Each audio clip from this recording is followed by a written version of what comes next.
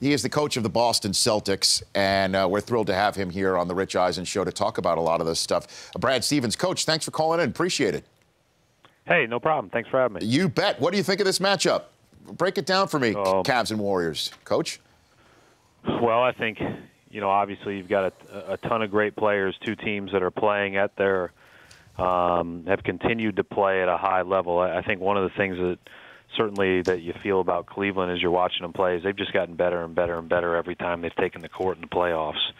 And it's really impressive how well they played, not only against us up close and personal, but then continue to play in the Bulls series and the Hawks series. And then, Golden State's been the team all year that has played, at a level statistically and just, as you watch it with the naked eye that says that they're, certainly the team to beat. So it'll be a fun, entertaining series to watch, I'm sure. If you had a spitball and guess, who do you think LeBron's going to wind up guarding?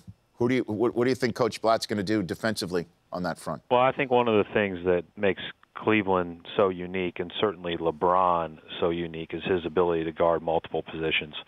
So, we played a game earlier this year where he guarded all 5 of our positions in the last 6 minutes of the game, and at different times in different possessions. So I don't think that they're going to be tied to one thing based on what I've seen in the past. It's going to be where he needs to be to help them win. And he's very versatile. He can guard everyone 1 through 5. That's one of the many things that makes him so good. Well, and many people think LeBron is so versatile that he's actually coaching this team as well.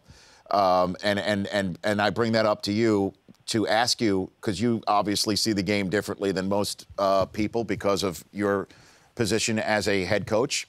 What is Coach Blatt doing for the Cleveland Cavaliers that can help disabuse people with the notion that this is really LeBron's show and he is there just as a caretaker of this team? Well, I think he's a really good coach. And I thought some of the things that they did as they went further on in our series that really adjusted and made us put us in a tough predicament. They did a lot of different screening actions, especially on the side, that were a guard in LeBron or LeBron for a guard, et cetera, and et cetera. And what had happened was it created rotations, which then ultimately leads to good players playing against closeouts and opportunities to rebound. And certainly LeBron's ability to attract more attention helps everybody on the court. You see that time and again with guys getting open shots. But maybe more so and maybe more impactful than anything else has just been the way that they've rebounded, both Mozgov and Thompson. And the way that they're spaced, the way that they're set up has just been excellent. And throughout the playoffs. I'm a big fan of Coach Blatt. And then defensively, I think they do a great job of moving guys around. And again, using their versatility, using their length. They've got very versatile wing defenders in obviously James, but also in Shumpert and J.R. Smith and those guys. So they've just got a lot of things that they do to keep you off balance.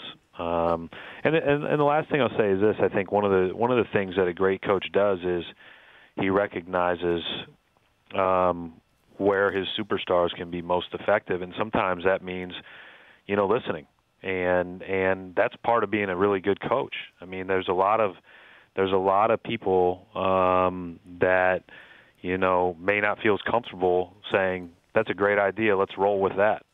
I think that's part of coaching. I think that's part of getting the most out of people and creating an environment where everybody feels empowered. I give him a lot of credit, as I do with their team and their organization generally. Yeah, and obviously he came from overseas. You came from Butler after some stellar seasons there at the collegiate level. I'm with Brad Stevens, Celtics head coach, here on the Rich Eisen Show. When LeBron essentially said he scratched a play that Blatt was calling, and with him inbounding the ball, and he wound up winning the game with the shot that he then said he was essentially going to take against Cleveland. This is where I guess the conversation about Blatt and his relationship with LeBron went more to the forefront than anything else.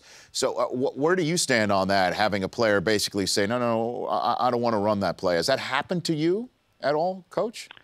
Well, I think what you do is you get in that situation, and what you're thinking as a coach is number one, when it's tied, what goes through my mind is the best shot that you can get, and making sure you get a shot.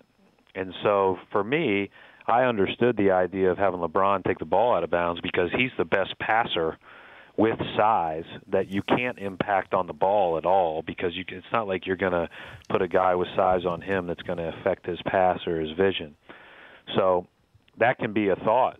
You know, if you've got a good slip play, or if you've got something where you've got a shooter running off a J.R. Smith or a Tristan Thompson slip into the rim, you've got options. I can understand why you draw that up to pass. But I also understand if LeBron says, hey, we've done this, I've done this before, this is something that we've run, or something that I think I can just get in isolation, and I'd prefer to do that, then, you know, I think the number one thing is you quickly say what's best.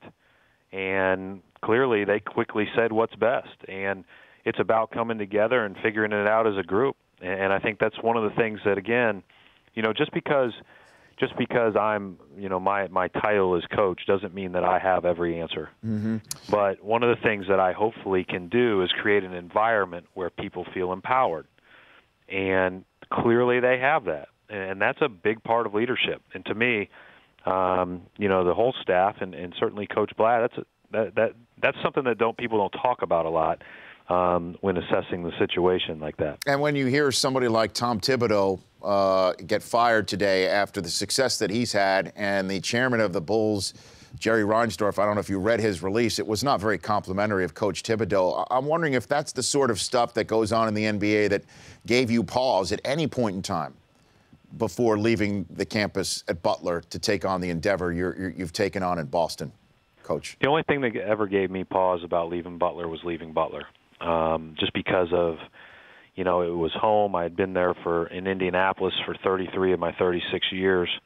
You know, I had worked at Butler for 13 years. My mom was a professor at Butler in the 80s and 90s. Like, I grew up. That was part of my youth. And then certainly the biggest part of my professional development as a young guy after college. And so I was always not only feel indebted to Butler, was just, you know, really passionate about it. And luckily, because I've gone to the pros, you know, I can continue to be most passionate about Butler basketball as a college basketball program. And I think that was the only hesitation I ever had. You know, I'm really fortunate. You know, every situation's different, right? But I'm really fortunate to be in the situation I'm in, and I recognize that. Well, I got a huge Celtics fan on the set here, my producer, on-air colleague, Chris Brockman. I'll give you the floor to ask a question of your coach's, your team's coach, Chris. Hey, Brad, you guys have four picks in this year's draft. What direction would you like to see Danny go with those picks, and what are you looking forward to in the draft next month? Well, you know, I don't know exactly what direction that the front office and Danny specifically will choose to go. Right now we're starting our workouts, and we've had a couple of workouts already in the last couple of days. And, you know, a lot of good players have been through. A lot of good players are coming through. You know, we've got a unique set of picks because we're 16 to 45. We've got 4 picks in that range. So there's a large range of guys that you're looking at. The one thing that I would be, you know, as you look at it and you look at roster spots, and we already have a young team, is that, you know, it'll be interesting to see if we use all 4 or not. And, you know, what happens in regards to those via trade, et cetera. So I'm as curious as you are. I just get a chance to talk to the guy who's in charge of it more often. There you go. Are you with all those picks, you're going to be like Chip Kelly and take only people from Butler, like he takes only Oregon guys? Coach, you do that? You know what? I love those Butler guys, and I'm proud of everything they've achieved. It's not my choice to pick the team. I got it. It's my choice to give my opinion when asked. And so right now I'm focused on the team we have, trying to come up with a game plan for Summer League, and then trying to come up for a game plan for next year so that we're ready to hit the ground running when that time comes. Coach, thanks for taking the time. I really appreciate it. Congrats on everything that you've done so far. Obviously, the arrow is pointing up in a big way in Boston, and I'd love to have you back on the show. Thank you, Rich. Take care. You got it. That's Brad Stevens. The Rich Eisen Show, weekdays at noon Eastern on audience.